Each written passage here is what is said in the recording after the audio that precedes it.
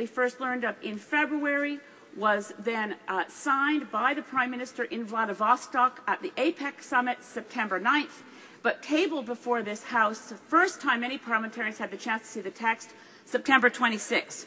A 21-day clock is running on sitting days, which means, Mr. Speaker, we're now down to 18 sitting days before, as a matter of automatic decision-making within the Governor and Council, an agreement with far-reaching implications for the sovereignty of this country will become law.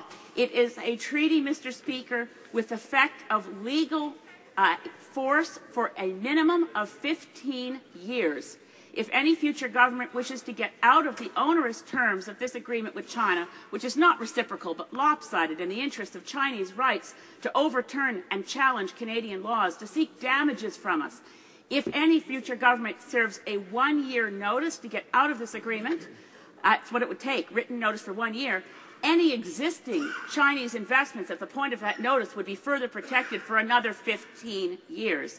This agreement is sweeping, Mr. Speaker, and I know that with 18 days remaining, one might say, where's the urgency? The urgency is the government plans, at this point, the governing party plans no debate in this House. There will be no vote in this House.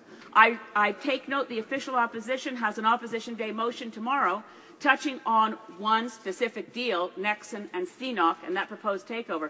But that will not touch at all, in pith nor in substance, the far-reaching implications of a mandate for the Government of Canada to encourage Chinese investments in Canada, a mandate to the Canadian government to give national state-owned enterprises of Communist China equal treatment to any Canadian enterprises, but to give Chinese state-owned enterprises superior rights to any Canadian corporation in the case of any laws passed in this country, and to have arbitration over claims for damages that will remain secret, that the Canadian public will not know of them.